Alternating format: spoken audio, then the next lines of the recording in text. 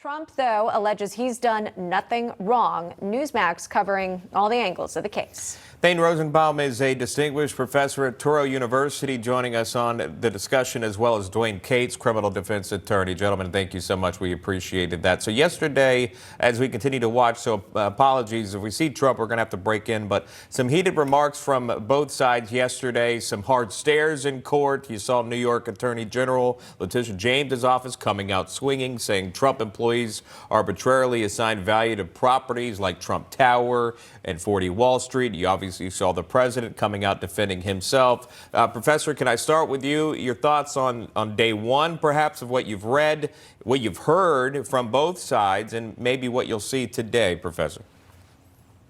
Well, Sean, look, he was there. He didn't have to be there. This is not a criminal proceeding. This is a civil case. And I think he was there because, like all of us, if someone tries to strip you of your name, your identity, your reputation, this is a guy that for 40 years said he was a multi-billionaire real estate tycoon. And here we have a New York Attorney General saying, no, you're not. You've been lying about your net worth, and you've been defrauding the citizens of New York by falsifying your business records to get favorable bank loans. So you're not who you claim to be. So I'm not surprised that he was there. I'm not surprised he was glaring. This, to him, is, it's not jail time, but it's a death sentence.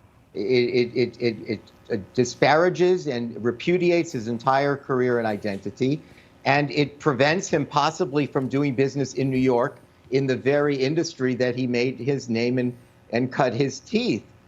So I'm not surprised, but I think he might have done himself some good. Normally, using this as a megaphone, must-see TV is bad because you shouldn't be speaking outside the courtroom and disparaging the court.